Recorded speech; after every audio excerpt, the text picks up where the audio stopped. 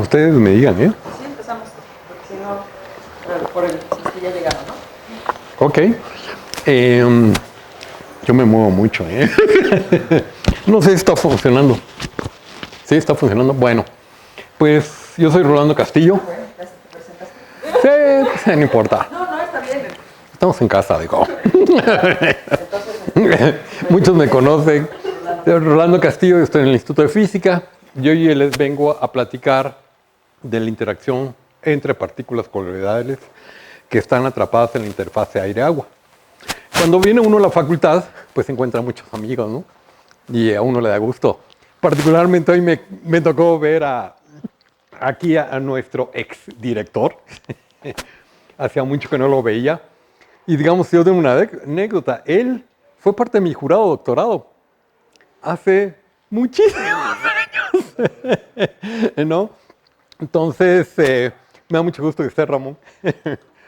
Entonces, lo que vamos a hacer es platicar sobre esto. Por los estudiantes voy a hacer cosas que poner un poquito en general el contexto para que no se pierdan. Entonces, déjenme ver. Lo primero es que nosotros trabajamos en nuestro grupo, en el instituto, en materia blanda. ¿Qué color más raro tiene esto? ¿Sí? Materia blanda son materiales que son como esto, ¿no? No son duros, no son cristales, no son gases, son materiales que están que empiezan en los líquidos y terminan en los amorfos aproximadamente. Este triángulo más o menos muestra las características. Son moléculas formadas por polímeros, que quiere decir que son tiras, pueden ser muy grandes, ¿sí? Que tienen muchas propiedades. Pueden estar formados por tensoactivos, que son materiales que les gusta estar en una fase, una parte y otra fase en otro. O pueden ser partículas coloidales, que la superficie es tan importante que lleva el rol completo. En todos estos, pues hay muchas cosas que hay allí metidas, que son, pueden organizarse los polímeros para hacer, si son de bloques, digamos, aquí hay cosas intermedias, ¿no? Que ni es esto, pero es un polímero a bloques que tiene una parte que le gusta a una fase y otra que le gusta a otra, y esto genera estructuras supramoleculares tratando de evitar el disolvente que no les gusta, de igual manera como hacen los tensoactivos. Y esto da generación entre todos ellos, o por la forma de la molécula, a cristales líquidos termotrópicos, liotrópicos, y pasan por algunos cuando son, no es un diblock copolímero, sino es un polímero de bloques donde casi cada molécula es un bloque, pues es lo que llamamos una proteína, que además puede ser cargada. Y digamos, los polímeros pueden pasar biológicos, medio rígidos, y pueden ser como el DNA, o un poco más rígidos, pero con otras estructuras más coloidales, pueden ser virus. Digamos, los virus pueden ser parte de estos materiales. Aquí cuando empezaba vieron que giraba, estos forman cristales nemáticos cuando uno los hace más densos. Entonces, todos estos son parte de los materiales que utilizamos. Y en materia blanda, esencialmente, hay dos características. Una, casi siempre hay una distancia mesoscópica, que no es ni molecular ni macroscópica, que lleva el rol, y casi todas las fuerzas son débiles, muy pequeñas, pero muchas, y el movimiento browniano es importante. Entonces, estas son características de toda esta área, y hoy lo que les vengo a hablar son de partículas coloidales. Las partículas coloidales son esferitas, casi siempre arriba de 200 nanómetros, hasta unas 2, 3, 5 micras, por ahí pueden estar, y son partículas que pueden estar o homogéneas en la superficie, o pueden tener superficies que tengan como la mitad de que tengan unas características y la otra mitad de otras, ahorita voy a hablar de ellas, o tienen formas, cuadrados, cubos, triángulos, hoy ya podemos hacer de todos, y hoy vamos a hablar sobre ese tipo de cuestiones. Perdón por curiosidad, en el video ahí abajo que hay algo ahí helicoidal que se mueve. Esto yo no lo trabajo, digamos, es parte de la presentación del área, pero son mezclas de polímeros con unos tensoactivos que se ensartan y hacen, esto parece vivo, no hay nada de vida aquí, es un polímero con un tensoactivo que hace que esto esté como evolucionando de esa manera. Igual pueden ser estas cosas. Entonces, obviamente una de las áreas de materia blanda que está muy cercana a la biología es esta, ¿no? O sea, en el sentido de que esto se empieza a parecer porque genera estructuras y formas parecidas a la de materia, a la de la biología.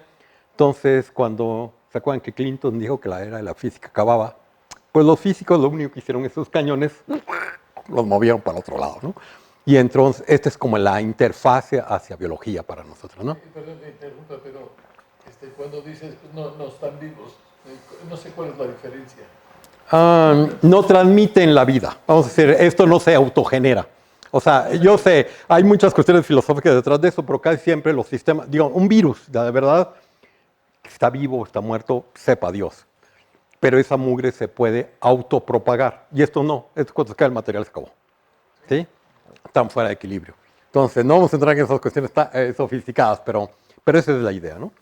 Bueno, entonces, como decía, uno de los ingredientes que vamos a utilizar aquí, como mago de mi sombrero voy a sacar los conejos, ¿sí? Va a ser la luz. Y aquí en Facultad de Ciencias todo...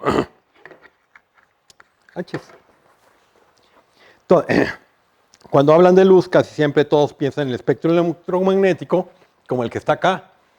Y bueno, todos saben la cuestión, que cambia de longitud de onda, y todo esto, que una la luz visible, perdón que ya me quedé sin voz, y otras pueden ser hasta radiofrecuencias. Hay una gran variedad de ondas electromagnéticas. Con estas explican muchos fenómenos como los de la dispersión. Y aquí les pongo partículas coloidales que pueden estar en líquidos, estar amorfas, y es típico que con esta cuestión ustedes tienen unas, lo ponen acá, y ustedes pueden obtener la dispersión provocada por esas partículas, que no es más que fenómeno ondulatorio, como el que ustedes vieron cuando estaban en rayos X, dando puntitos, nada más como es amorfo, da circulitos. Bueno, hoy no voy a hablar de eso. Hoy voy a hablar de cuando la luz en forma geométrica, la podemos describir en forma geométrica, y nos sirve para capturar cosas. No vamos a ver no va a ser muy importante su parte electromagnética, sino para formar lo que se llama pinzas ópticas. No voy a entrar mucho en los detalles porque si no, no acabamos. Pero una pinza óptica, esencialmente un láser, lo concentramos acá. Y lo que está pasando con las partículas son relativamente grandes, entonces vale la óptica geométrica. Y supongamos que esta es la luz que viene acá y por difracción hace esto, por refracción hace eso. Entonces hay un cambio de momento.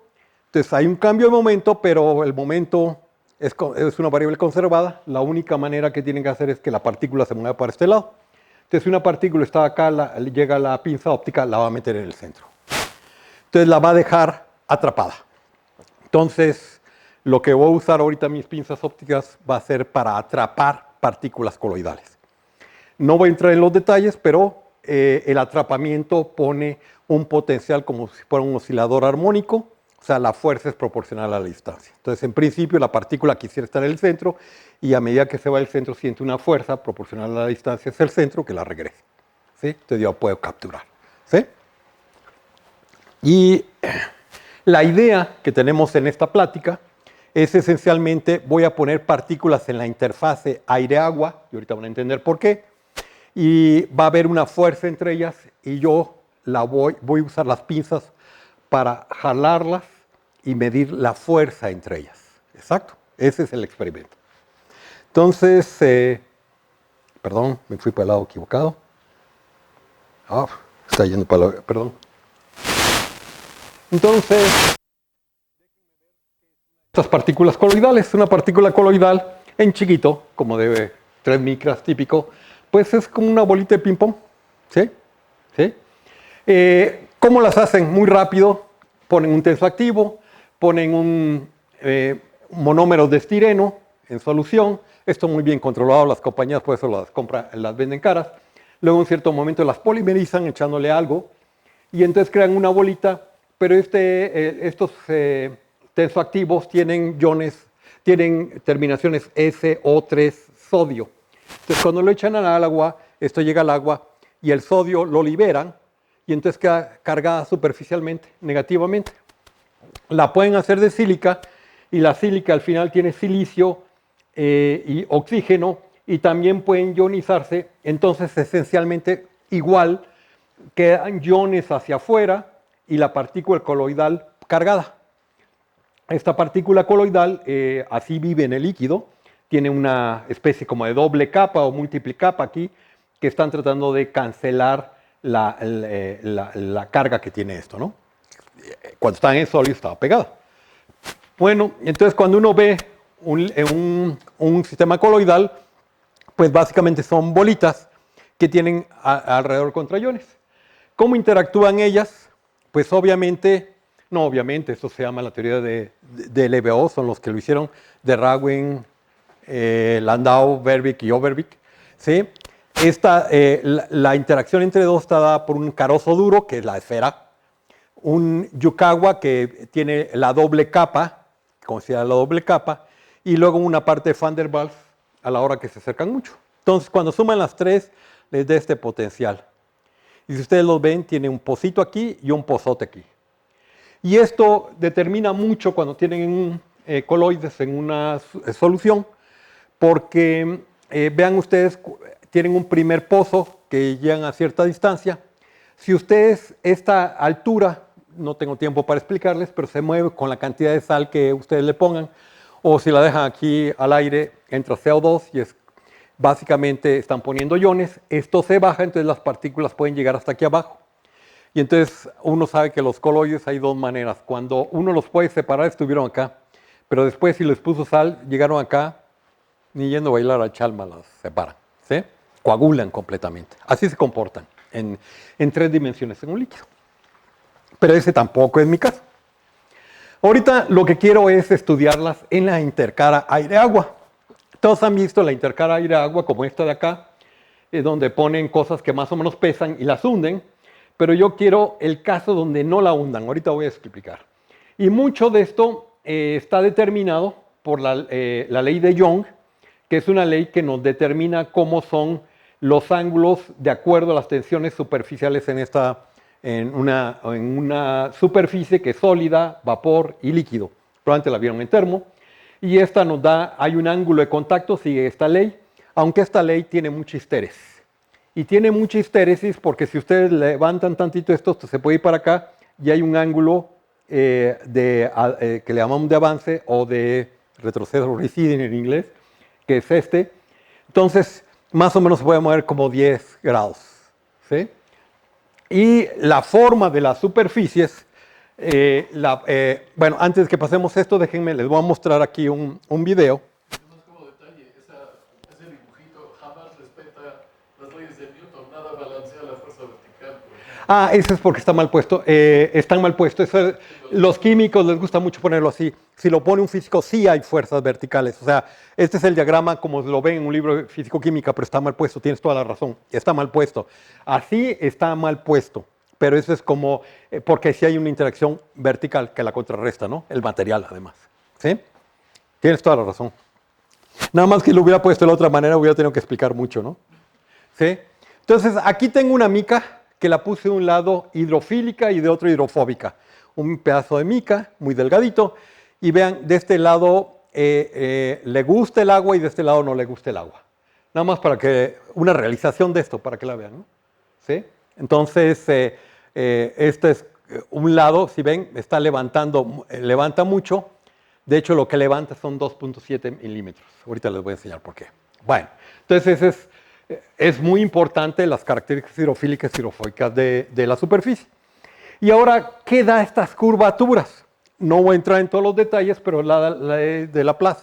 La ley de Laplace nos dice que la diferencia de presión, cuando ustedes tienen una curvatura, la diferencia de presión es una constante por la curvatura, ¿sí?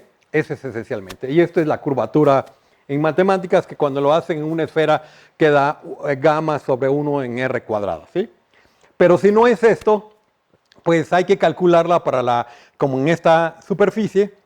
Ustedes hacen el calculito y le quedan esta ecuación, que queda la ecuación de Laplace casi, y aquí queda esto que lo pasan aquí abajo y va a ser una longitud característica, que ahorita en un minuto hablo, y le queda de esta manera. Esta longitud que yo les llamo ahorita es la longitud capilar, que digamos en agua y un vidrio son como 2 milímetros, y la H sería lo que le levantaría. En los casos que voy a determinar, esto es tan chiquito con respecto a esto que voy a hacerlo 0. Entonces, esta ecuación determina la forma de la superficie. En un minuto vemos más. Ok. Perdón. Y ahora empezamos a llegar al punto. Tenemos una partícula, si ustedes la pusieran, se pondría así en el agua, porque pesa. Pero si ustedes hacen el cálculo de la fuerza del peso, la buoyancia, la flotación y la tensión superficial, uno se da cuenta que hay una posibilidad donde la superficie esté plana. Y eso ocurre cuando tenemos lo que se llama el número de Bond muy chiquito. El número de Bond en... aquí ya no sale. El número de Bond va a ser esencialmente, ahorita se los pongo acá.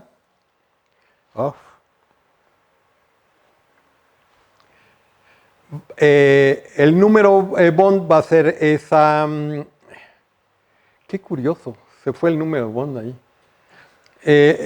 En un minuto regreso, pero hay un momento donde, de acuerdo a quién sea, tiene que ver con el radio y la longitud de esta. Cuando el radio es muy grande con respecto a la longitud de esta, eso llega a ser 0. Ahorita les pongo para que lo vean. Entonces, en ese caso, cuando esto fuera horizontal, quien determina que esto es muy chiquito, va a ser exactamente el ángulo de contacto. Entonces, si la molécula es hidrofóbica, va a agarrar este ángulo de contacto, y si es hidrofílica, va a agarrar este ángulo de contacto. Entonces, lo que quiere decir que una partícula con superficie hidrofóbica está como arriba y la otra está como abajito. Y vean, aquí están los números. Aquí se fue, es que lo modifiqué y se me hace que lo borré. En fin, ahorita en un segundo llegó a eso. Ahora, y entonces dicen, bueno, ok. Y otra cosa importante va a ser que si uno tiene una partícula coloidal que el peso no importa, uno puede probar que siempre el lugar donde le guste estar va a ser siempre en la interfase. Si ustedes hacen un cálculo de la energía, digamos, que tiene esta partícula de estar dentro del agua o sobre la superficie, siempre será positiva. Si hacen los cálculos, no es nada difícil, siempre será arriba. Entonces, toda partícula coloidal, chica, que es menos de 10 micras, siempre va a preferir la interfase. Siempre. ¿Ok? Siempre va a ser mucho más estable esa interfase. Bueno. Lo único que uno piensa siempre que, bueno, uno se echa y inmediatamente llegan. Eso es poco cierto. O sea, ¿se acuerdan que la termo es una cosa y los mecanismos cinéticos son otra? Hay gente que ha tratado de ver cómo, teniendo una partícula coloidal debajo de la superficie, cómo llega a la superficie y cómo hace lo que en inglés le llama el breaching, ¿no? El rompimiento, y se pone.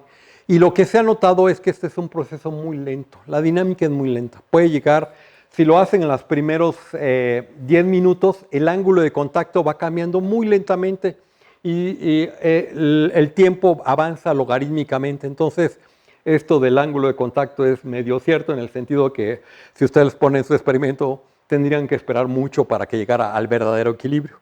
Entonces, son de los problemas diarreales, ¿no? Pero en fin, eso ahorita lo vamos a ver. ¿Por qué son importantes? Porque dicen, bueno, ¿y a quién le importa eso? ¿Sí? Bueno, hay dos cosas. Alguno no está sacando la... Miren, si ven, no sé si alcanzan a ver, aquí hay imágenes que no están apareciendo ahí. ¡Ah! Y ahora ninguna imagen.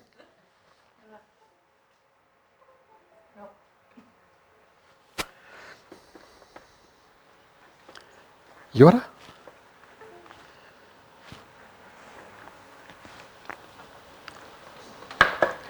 Ahora sí estuvo grueso. ¿Ah? Déjame, vamos a sacarlo y lo metemos a ver si es cierto.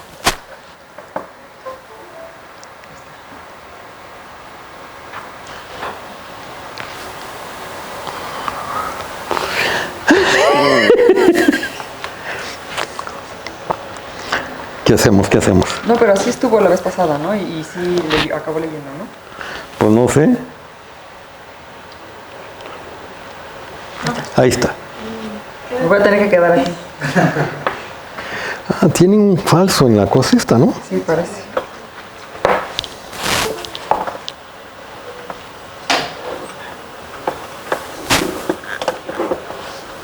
A ver si lo alejamos.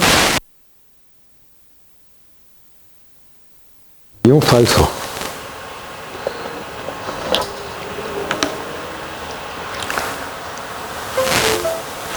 A ver, ahí.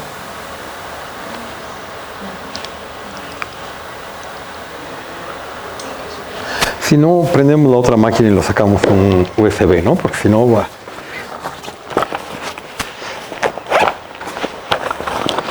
Ya.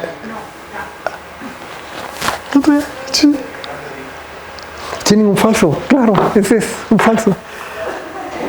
Ahí. Ahí ya. Ahí, no toques nada. Ok, ahora sí sale. Mira, es el falso, ahora sí sale. Estoy seguro que la de Bond estaba arriba, ¿eh? Nada más déjenme checar. No, esa no está. No, pero tampoco está en la mía, sí, seguro la borré. Bueno, la pregunta es, bueno, ¿y a quién le interesa partículas en la interfase? Bueno, por dos causas. Una, es muy fuerte. Ahora el que muchas emulsiones se estabilizan en lugar con tensoactivos con bolitas. Porque como se van a la interfase, esta es una solución que se llama Pickering, que es el hombre que la inventó. Tienen aquí aceite, aquí tienen agua. Y lo que tienen en la interfase son bolitas. Estabilizan completamente, cosa que no ocurriría de otra manera. Y otra, que es muy moderna, es que, si se acuerdan, cuando tienen una transición de fase, tienen líquido 1, líquido 2, y ustedes se meten acá, pues se meten y lo que ustedes esperan es que se formen dos fases. La realidad, lo que debe ocurrir es que hay una descomposición, si se van en el centro, que se llama descomposición espinodal, donde el sistema va evolucionando y son como tubos que van ocurriendo, tratando el sistema como de evolucionar, nada más que lo hace muy rápido. Tubos con líquido 1 es una estructura bicontinua y tubos del líquido 2. Pero si ustedes antes de su solución aquí abajo pusieron bolitas, que sería una fase, pues andaban bailando, en el momento que aparecen las dos fases, las empiezan a restar. Y esto es lo que están viendo acá.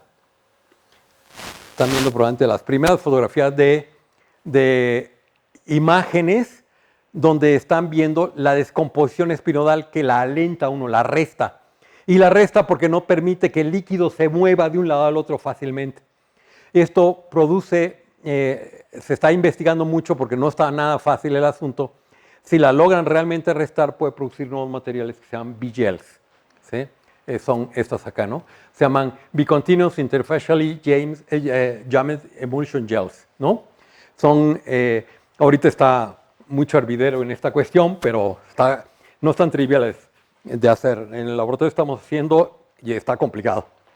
Bueno, entonces, imagínense que tengo las bolitas de sílica y entonces yo voy a trabajar con bolitas de sílica, no las de polímero. Uno las puede controlar mejor en muchas causas.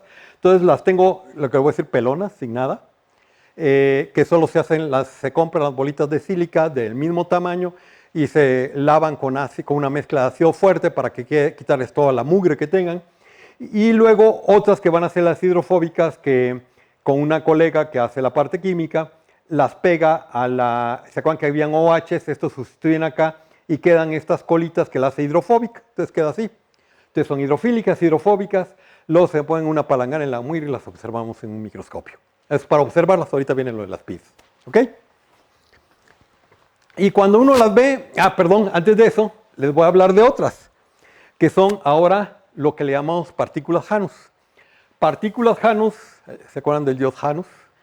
El dios Janus tiene dos caras. ¿Sí? Era una diosa que, pues no sé si dios o diosa, en la cual tiene dos caras. ¿Sí? Entonces esa es la idea. Tenemos partículas que tienen una superficie de una forma, lo digo como el sombrero del mago, salen todas las, ¿sí? Entonces esta tiene unas características a la mitad y otras características acá, que puede ser hidrofóbica, hidrofílica, o cargada positiva y cargada negativa. Ya el diseño del químico les ayuda, porque si no un físico no lo va a hacer. ¿Sí? Y entonces, ¿cómo se hacen? Pues estas partículas se meten se toma agua caliente, se pone una cera que cuando la suben la temperatura se hacen, pues, vamos a decirlo, no vesículas, sino no burbujas, sería esferas de líquido, ¿no? De un líquido en el otro. ¿Cómo le llamaríamos esto? Son forma dominio, ¿no? Esférico del aceite en el agua. Y entonces lo que hacemos es, echa uno las partículas se van en la interfase, baja la temperatura, entonces la cera se endurece y forma estos que se llaman coloidosomas. Estos coloidosomas se ven así. Nada más que yo le puedo poner un tensoactivo el tensoactivo me modifica la tensión superficial y los puedo hundir razonablemente. Entonces yo normalmente lo observo en un SEM para ver si se hundieron a la mitad o qué tanto. Yo los quiero a la mitad. Ya que están a la mitad, ahora ataco químicamente a estas cuestiones, ¿sí? Digamos como ponerles estas moléculas de diclorometano, las que pusimos antes, para poner la parte hidrofóbica. Y entonces lo que hace uno ahora, lo vuelve a hacer líquido, extrae el líquido, filtrando, y luego la lava 1000 veces, y entonces tiene una carita de un lado y otra carita de otro, como esto. Esa es más o menos la técnica, se llama protection method, ¿no? ¿Ok? Entonces así tiene una partícula, en mi caso va a ser hidrofóbica, hidrofílica, ¿ok? Entonces, aquí tenemos partículas hidrofílicas que las puse en una palangana y vean lo que hace. Si ustedes vean esto, tómenlo como referencia, estos se están acercando. Y entonces uno dice, ¿por qué se atraen? Porque es lo primero que uno ve, se atraen, ¿no? ¿Otra vez? Bueno, aquí en otra, sin hidrofóbicas. Las hidrofóbicas uno las encuentra aquí y ustedes ven, siempre hay como dominios que están a una cierta distancia. Y uno se empieza a preguntar, ¿por qué? Parece como que se hubieran atraído. Y ahorita por aquí va a aparecer esta flechita, fíjense, todo se está moviendo, vean bien esta flechita. Miren, se soltó, pero se volvió a agarrar acá. ¿Sí? Se acomoda y luego se suelta y lo atrae por el otro lado. Es clarísimo, hay fuerzas atractivas entre ellas. Entonces ahora nos preguntamos, ¿de dónde salen las fuerzas? Las fuerzas pueden estar originadas por varias causas. ¿Se acuerdan ustedes que les dije que la superficie iba a estar plana? Entonces no es este caso. No, el haber hecho sílica y sobre todo sílicas cubiertas, las cargas no están jugando. Entonces esto casi no, nada de esto, ni están chuecas, ni cuando hay muchísima carga puede uno deformar la superficie, tampoco es el caso.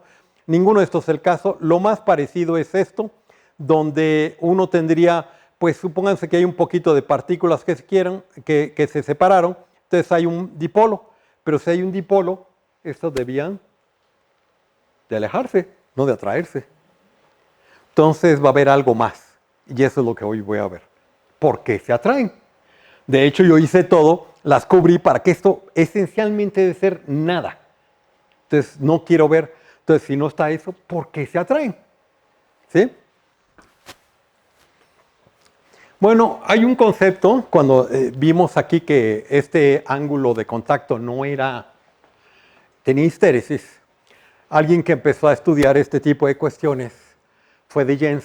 De hecho, es una plática, casi se la podemos dejar a de Jens, porque de Jens fue el primero que habló de las partículas Janus y de lo que se llaman los puntos de anclaje, que en inglés llamamos spinning points.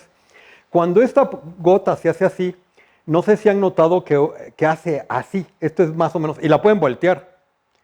Bueno, vean ustedes esta superficie, donde nada más la puse para que la vieran así de ladito, no son rectas. Uno esperaría, ¿por qué no podría? No son rectas, están como arrugaditas. Entonces, lo que de Jens dijo es que la interfase está anclada a la superficie, tanto en efectos químicos como físicos, queda anclada, y eso es lo que mantiene la gota. Entonces, cuando uno la pone de esta manera, estos pinning points no dejan que avance y estos no la sueltan. ¿Sí? Entonces, son puntos de anclaje producidos en la superficie, tanto por defectos químicos o físicos o por características físicas o químicas de la superficie. Entonces, cuando uno pone una partícula coloidal, no es como poner una bola de básquetbol en la alberca. ¿Sí? Aunque sería lo mismo, nada más que ahí no lo ve uno.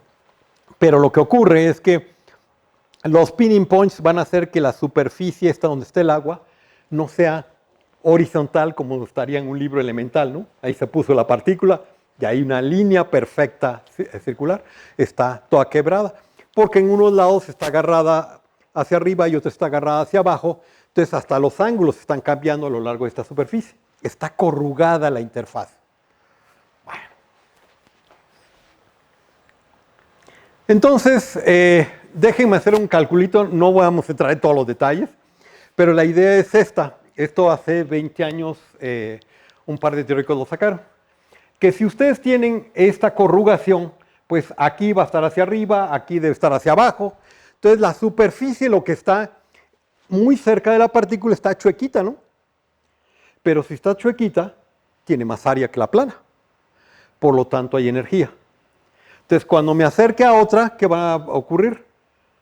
Pues lo que van a tratar es de tener la configuración para que tengan la menos energía, porque la superficie cuesta vía la tensión superficial. Entonces, los líquidos van a tratar de hacer la menor superficie posible. Entonces, ¿se acuerdan?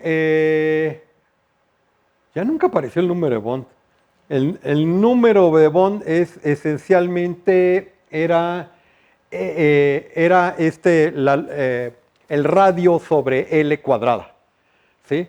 Entonces, cuando el radio, L cuadrada, R sobre L cuadrada. Cuando el radio es chico, L cuadrada, digamos, para el agua y mica son 2.7 milímetros. Vean nada más que la partícula coloidal es de 3 micras, como vieron en las películas. Pues lo que se pueda levantar en esta corrugación es muy poquito, entonces es esencialmente cero, ¿no? Entonces, mi ecuación que uso es esta, para tratar de ver cómo es esta superficie. ¿Cómo la resolvería? Pues como aprendimos aquí, ¿no? Ahí sale la ecuación diferencial aplicando los tiliches. Y luego lo que hace es separación de variables. Una ecuación me da, la parte radial me da una serie de potencias, la parte angular me da esta cuestión, y vean, están ligados esta m que sale aquí y esta m de acá. Y entonces uno dice, bueno, la suma es la suma de todas estas cosas, ¿no? O sea, ¿se acuerdan? La combinación lineal de estos dos da la solución. Perfecto. Pero ahora esta R que está acá, vean ustedes que en el fondo es R sobre RC. Entonces, si yo me voy al contacto, esto es 1, ¿sí? Entonces, esencialmente en el contacto, o sea, en la condición de frontera hasta acá, estoy diciendo que la corrugación debe ser una serie de Fourier. Entonces, lo que estoy es como viendo cómo es esta serie de Fourier. Entonces, esta es una condición porque yo no sé más que esto que me está saliendo de la ecuación diferencial. Entonces, ahora yo quiero ver cuándo lo que yo quisiera de esta serie es no usar toda la serie, sino los términos más importantes. Y entonces lo voy a hacer analizando este término en el contacto. ¿Cómo es en el contacto? Cuando yo tuviera para el m bajo, que corresponde al r también bajo, que sería desde cero, sería como que si la partícula coloidal se hubiera ido hacia abajo, que queda una línea hacia abajo, y eso es cuando hay peso. No hay peso. La otra sería el primer caso, es como cuando que hubiera rotación, ¿sí? Cuando rotara, pero es una partícula esférica idéntica, entonces la rotación no juega acá, ¿sí? Va a jugar en el caso de las Janos, pero lo vemos en un momento. Entonces, el primer término importante es cuando es el segundo. Entonces, lo que hacemos es decir, la contribución más importante de esta cuestión va a ser este primer término. Luego siguen los de orden superior, pero ¿por qué decimos los de orden superior? Porque este es 2 y aquí vendría un 2. Los demás serían 3 y este es más chico. Entonces, solo voy a tomar la segunda. Entonces, lo que voy a decir es que la aproximación es lo que se llama la aproximación cuadrupolar, que no sé por qué estaba esa manita ahí, perdón. Sí, la aproximación cuadrupolar quiere decir, así es más o menos la forma de esta, pero pensando que en la orilla tengo como si fueran ondas, ¿no? O sea, lo que hice fue esta descomposición de Fourier, estoy viendo que el tener dos como onditas, en lugar de descomponerlo en muchas, solo fue en 2, y ese es el término más importante. A eso se le llama la aproximación cuadrupolar. Si agarro esta y calculo el área, con la fórmula que siempre hemos usado, pues no le voy a hacer todo el cuento, pero básicamente nos da esta expresión, que ahora tiene como el área, la altura promedio y pi, no me acuerdo qué otra cosa dice, gamma, la tensión superficial. Entonces uno la puede estimar. Esto, la subida y la bajada debe ser como la histéresis del ángulo. Entonces, pónganse 10 grados, les dije antes, 10 grados, la calculo y resulta que si yo calculo esto, para esa histéresis, vemos que si yo calcular ahora la energía que hay en esto, porque vean ustedes, me salió esto, si lo multiplico por la tensión, aquí me salió el área, si lo multiplico por la tensión superficial es la energía. Entonces yo con esa estimación lo hago, veo que para partículas que tienen 1 micra y media de radio, está como 10 a la 6 kT. O sea, hay un chorro de energía alrededor de la partícula, un montón. ¿Se acuerdan que el kT es muy chico en un líquido?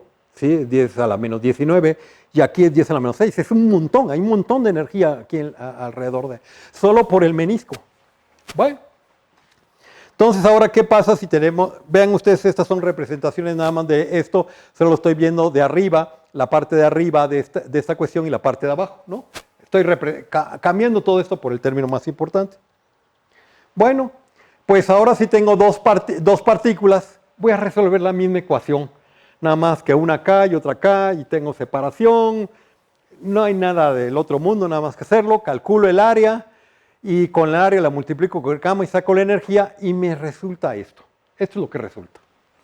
Que tiene una parte componente en los ángulos, que vean ustedes, va a ser una partícula acá y otra acá, y va a tener una dependencia a R a la menos 4. Entonces lo que uno supone, si esa es la energía que hay de estas dos partículas, uno supondría que con las partículas se van acercando, primero cambian los ángulos para bajar la energía y luego se empiezan a acercar con R a la menos 4. Entonces la interacción sería la energía, entonces sería el potencial entre las partículas. Aquí nada más les muestro justamente esa idea. Y si hubiera carga, sería esto, sería esta la R a la menos 4, entonces se predice que hay como un pozo adelante del pozo que producido por la esferadura. Se ve como si fuera un DLBO, pero en la interfaz, por causas absolutamente distintas.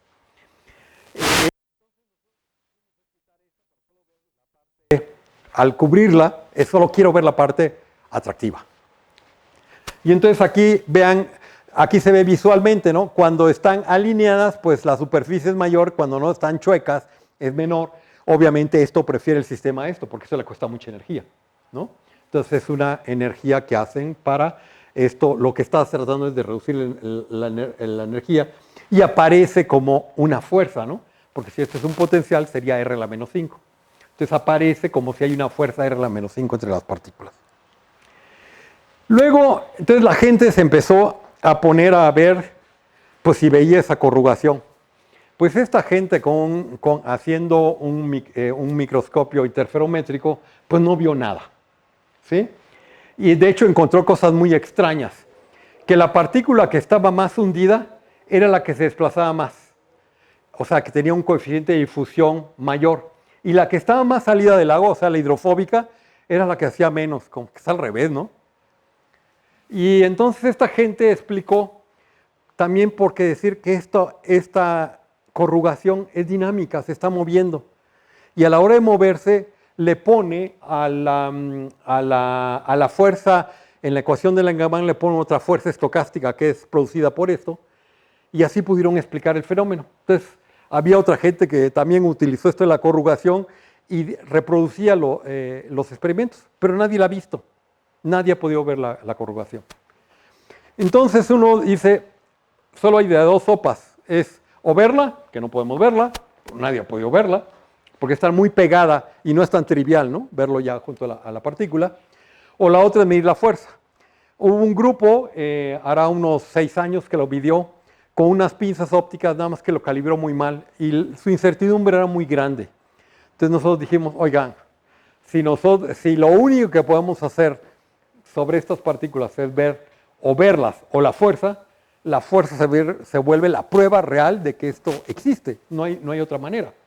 Entonces la idea fue, como está en este video, poner una partícula acá, tratar de poner otra y atraparlas con una pinza para que estén urgidas por una fuerza estocástica, porque están bailando, una fuerza de fricción, que es la fuerza de Stokes, la fuerza o el potencial por las pinzas y la atracción entre ellas.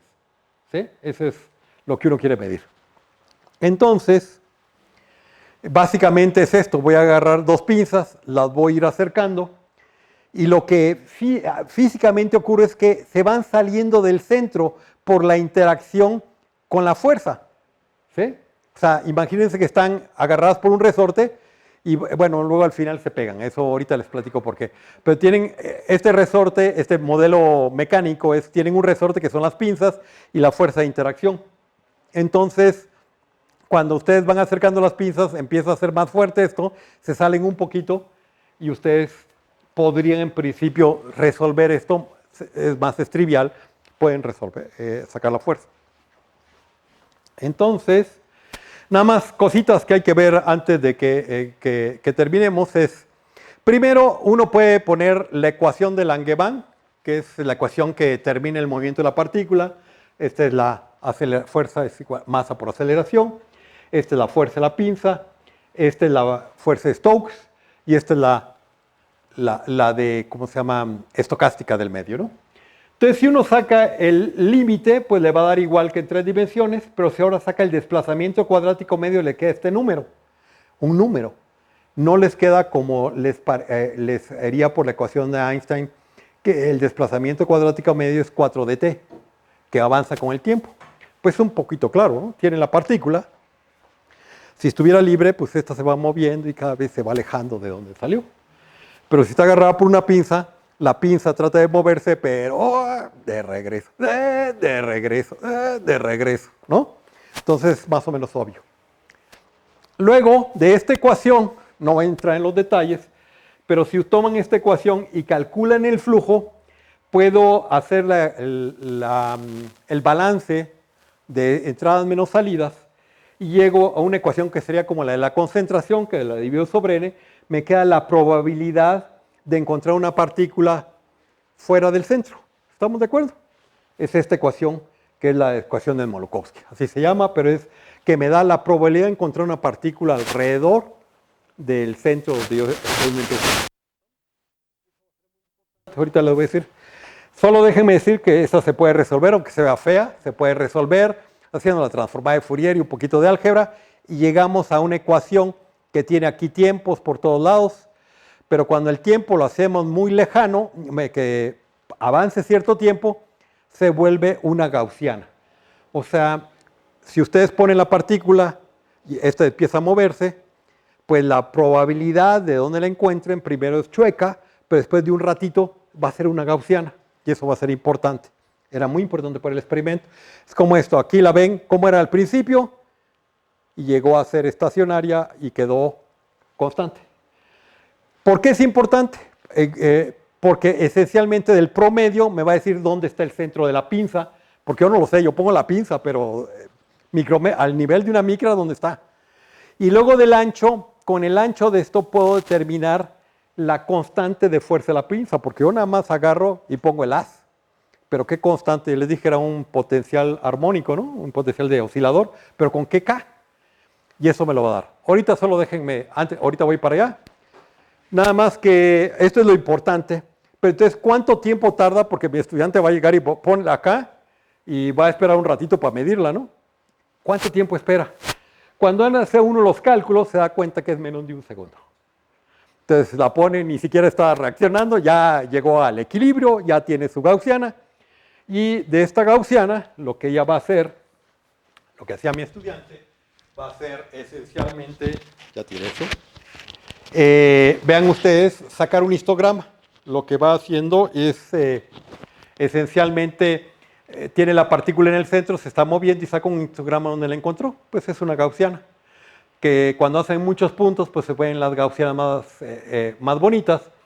Y esta es una gaussiana con menos intensidad de láser y esta es con mayor intensidad de láser. Porque uno puede probar que la intensidad de láser hace que la pinza sea más picuda, ¿no? Entonces puede uno controlar la intensidad de láser con la constante de fuerza. Entonces, esencialmente, de estos datos saca dónde está la partícula y cuál es la constante de fuerza. ¿Tan, tan? Ya casi terminamos una primera parte. Y entonces no les voy a echar el rollo completo, pero de este modelo mecánico, esencialmente se ve aquí la solución, que sería la constante del resorte. Hay una constante que tiene que ver la relación de las masas. Y aquí uno va encontrando que así se va moviendo la partícula, uno va acá, uno va acá. Y en general, si se tiene hay una condición de estabilidad, que si la pendiente esta es menor que esto, la va a poder seguir y el siguiente punto de equilibrio es acá. Pero si corta esta, hay un tercer punto, pero se puede probar que mecánicamente es inestable, entonces brinca la partícula. Eso que veíamos que va acercando y brinca, se debe a eso. Entonces lo que uno hace es, para que no le pase eso, es como aumentar la fuerza para que esto sea más vertical. El problema que tienen, digamos, los de AFM no lo pueden hacer porque tienen que cambiar la punta de AFM para hacerlo. Pero aquí es solo darle más galleta láser. Y entonces uno hace más vertical esta cuestión y entonces, pues, si tiene ese problema, lo va haciendo, la hace más fuerte la pinza, ¿no? Entonces, este es el diagrama. Ustedes lo que tienen es, llega acá el haz para acá, aquí está una palangana y aquí mandan luz que vayan por un sistema óptico y aquí tiene una cámara. Nada más que no hay dos pinzas, hay una sola pinza, es una pinza dinámica. El haz pasa por un dispositivo optoelectrónico que es un sistema que tiene un cristalito que pone una onda estacionaria sónica y entonces hace las veces de grido porque aquí hay más densidad, menos densidad, más densidad, menos densidad. Entonces descompone el haz en el haz principal y uno secundario, que ese es el que voy a controlar. Pero, ¿cuánto se mueve esta pinza? Se mueve por aquí 80 kilohertz. O sea, estas dos pobres partículas que las voy a agarrar creen que están en dos pinzas, pero la realidad está cambiando 80, ¿qué es? 1000 veces por segundo la pinza. A ellas no, ni si cuenta se dan siquiera que hay dos pinzas, pero técnicamente para mí es muy, muy útil, ¿no? Y con el potencial que pongo en esto lo hace más grande o más chico, entonces puedo hacer muy grande el cambio, que la verdad es muy pequeñito, porque si ustedes lo ven, aquí está ese dispositivo y tiene esta largo que son como 40 centímetros. Lo mueven un gradito acá, a través de medio metro son como 2 centímetros, que es muchísimo para lo que nosotros estamos haciendo en las pinzas, porque lo vamos a mover micras, ¿no? Entonces, así se ven las partículas. Aquí están agarradas y aquí hay unas espurias que andan por ahí bailando, para que vean, estas están en movimiento browniano. Estas también, pero están agarradas por la pinza, ¿sí? Bueno, entonces con el modelo ¿sí? Que yo lo que esencialmente mido la distancia que se mueven del centro y con las ecuaciones que les dije antes, que no las hicimos con mucho detalle, pero créanme, no es nada del otro mundo, ¿sí? Saca uno la fuerza. Y nosotros, nuestra variable que queríamos no era encontrar realmente la fuerza, queríamos encontrar el exponente. Entonces, en un primer experimento a 3 micras lo hicimos sacando la constante, lo que calculamos fue la fuerza, la constante y el exponente. Y para 3 micras, 502, y este es el error, o sea, muy bajito. Y luego lo hicimos porque o sea, el refri decía, ay, solo te dio para 3, ¿no? Entonces, hagámoslo para 5, ¿no? Y lo hicimos. Y ahí ya no nos interesaba, por una cuestión técnica, aquí la vertical es fuerza sobre la K, ya no tenemos que medir la K, pero sale el exponente. Y entonces aquí nos da, y es también 504, ¿sí? Entonces hoy puedo decir realmente que la fuerza entre dos partículas atrapadas en la interfaz aire-agua por capilaridad es R a la menos 5. En los últimos 5 minutos, ¿sí tengo 5 minutos? Déjenme nada más mostrarles qué pasa cuando son ahora Hanos. Cuando nosotros hicimos Hanos de ponerlas en la palangana y verlas, pues se veían cosas como estas, entonces empezamos a sacar la función de correlación, que es a qué distancia se encuentra cada una, y luego la empezamos a comprimir y veíamos que hacían muchos defectos. De hecho, la función de correlación decae a medida que uno la comprime. Eso nos dio una idea de que la interacción es muy fuerte. porque no puede, o sea, se rompen los pedazos, en lugar de acomodar, se rompen. Y si uno saca también la G6, que es para ver los ángulos, pues eran casi todos hexagonales y cuando comprimían se descomponen también, aunque hay grandes pedazos hexagonales. Entonces nuestra primera impresión era, porque había estudios de algo así como simulación, que decían que la partícula estaba en la superficie, uno está como pensando que van a caer en la superficie. Si esta es la parte, vamos a decir, la hidrofílica y esta es la hidrofóbica, que cae y se queda aquí a la mitad. Pero había mucha gente que decía que no es cierto, que está fuera de equilibrio. Entonces aquí va a tener pues un menisco de agua y aquí va a tratar de evitarlo. Entonces eso formaría el caso de, ¿se acuerdan? R a la menos 3. Es como como si fuera dipolo. Entonces al principio creímos que eso era lo que daba esta fuerza tan grande. Bueno, una complicación más es que estas cuando caen en agua o en un disolvente, uno cree que el agua llega exactamente a la línea divisoria. No necesariamente.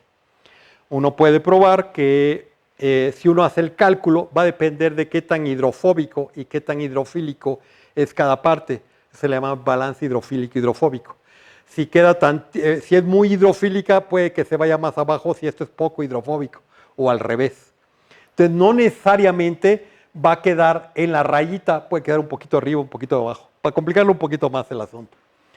Y entonces, bueno, nada más es para decirles que habían dos cosas ahí complicadas. También hubo una gente que lo midió, poniendo en lugar de, como yo, hidrofílico, hidrofóbico, le puso metal.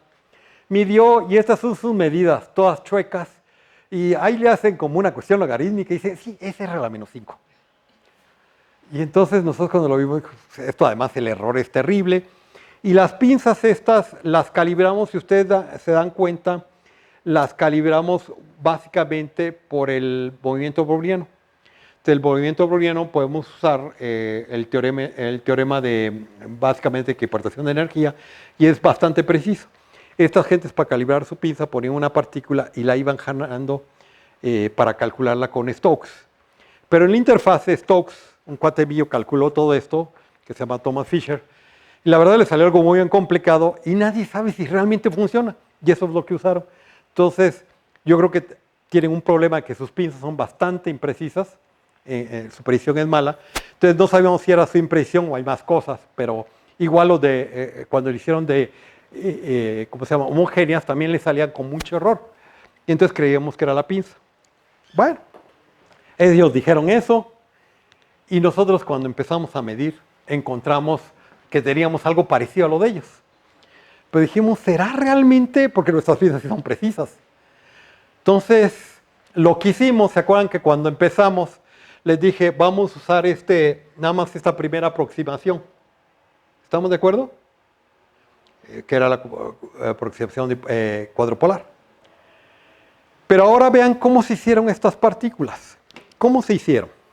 Se tomaron de estas, las metimos en coloidosoma, que seguramente también su corrugación. Luego le quitamos todo y ahora las ponemos en agua. Seguramente la corrugación de uno y de otro no tiene por qué dar en el mismo lugar. Entonces probablemente está más corrugado. Entonces dijimos, si está más corrugado, lo que debe estar pasando es que no nada más debe ser, como en el caso sencillo, solo este término, debe tener este término. El siguiente término. Cuando hacemos esto, aparecen tres fuerzas, que son con n en la menos 5, con n en la menos 7 y hay una de la menos 4, ahí está mal, ¿no? Cuando hacen estos, perfectamente se pueden reproducir las fuerzas. ¿Sí? Pero ahora dicen, ¿por qué tienes varias? Porque va a depender de cuáles agarré.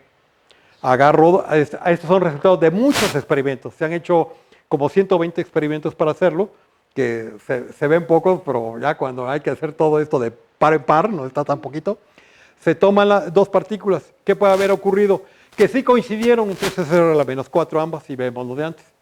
Pero ¿qué pasa si ahora no lo es? Y entonces eso se llama aproximación extrapolar, que había mucha teoría, pero nadie los había visto. Y este caso, si no mal recuerdo, estos son extrapolar. Entonces vimos extrapolares y lo intermedio. Entonces, pues Gracias. Aquí nada más. Pues la heroína, esta es la estudiante de doctorado. El primero, el de cuando son homogéneos, salió como una comunicación en soft matter. Y ahorita el de Lojano está mandándose a PRL a ver si pasa.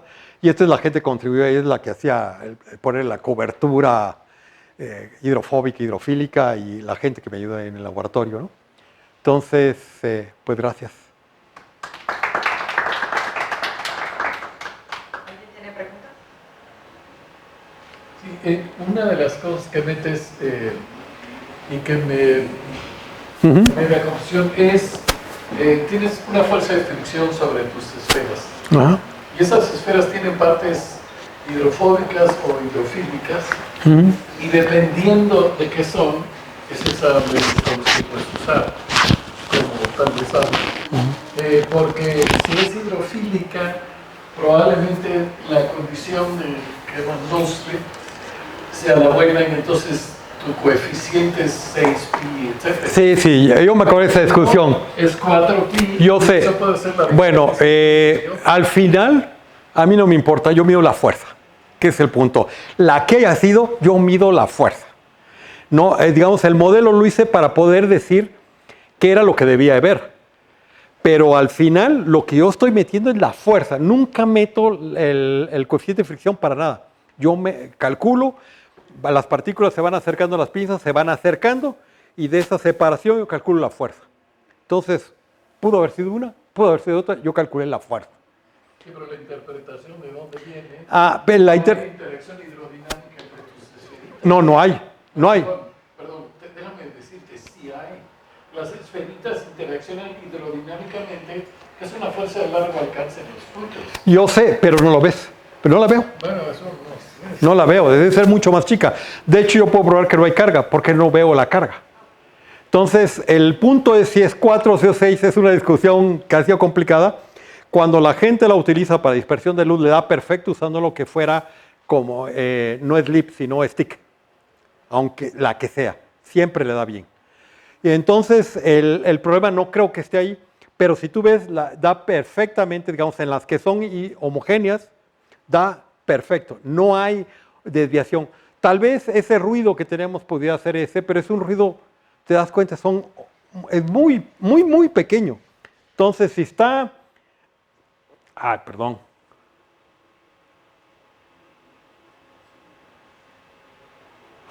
No, ya pasé.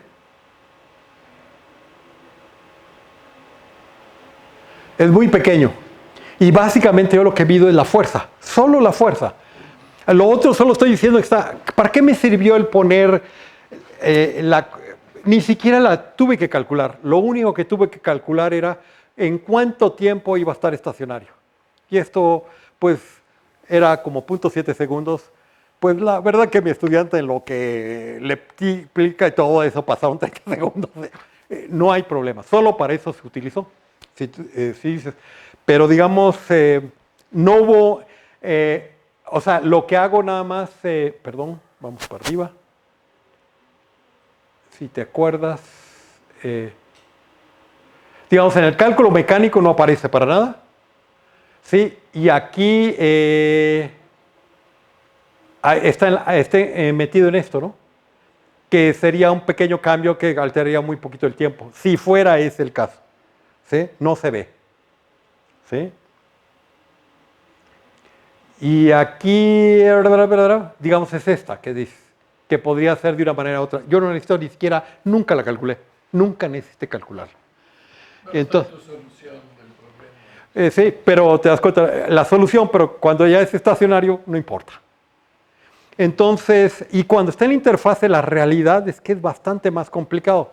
Cuando está en interfase, que este cuate Thomas Fisher, cuando está ¿cómo se llama? En la Universidad de Florida, lo calculó y es muy complicado. Yo una vez lo usé y predice que de acuerdo al hundimiento tiene mayor o menor fricción. Ya ese cálculo lo hicieron, pero nadie sabe si es bueno.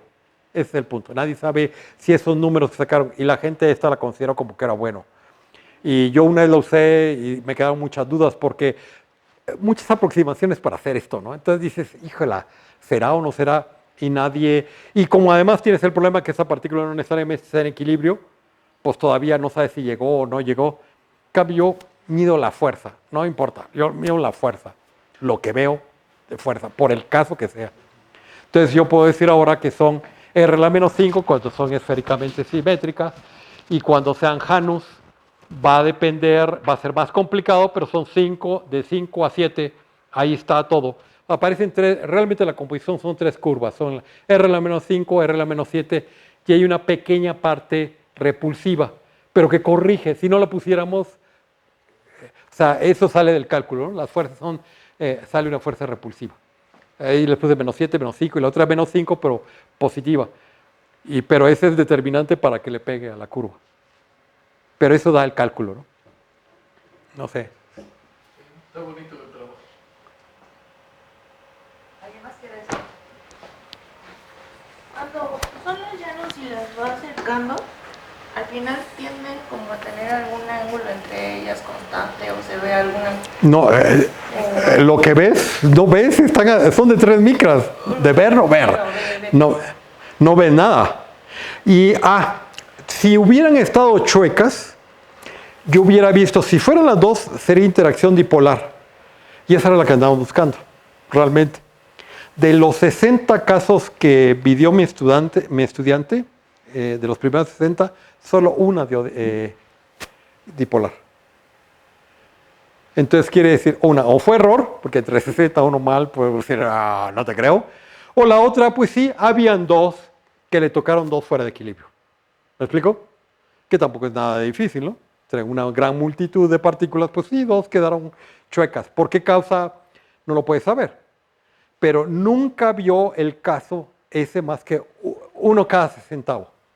Los del artículo cuando mostraron que las partículas, yo hice un trabajo similar al de ellos, nada más que ilusión con metal, yo lo hice con estas partículas. Ellos muestran que hay un porcentaje como el 10% chuecas, o sea que como las ven, en la parte metálica, las ven así. Yo hice un estudio donde puse 2 microscopios, uno por arriba y uno por abajo. O sea, pues tenemos un microscopio que ve por arriba y ensartamos otro abajo para ver por arriba y por abajo. Y también encontramos muy poquitas que estaban fuera, ¿sí? Casi todas estaban así. Entonces sí deben haber algunas de equilibrio, pero no cuentan al final de todo esto, ¿no? ¿Sí? No sé si respondí tu pregunta. Bueno, si nadie tiene otra pregunta. Agradecemos. El show se acabó.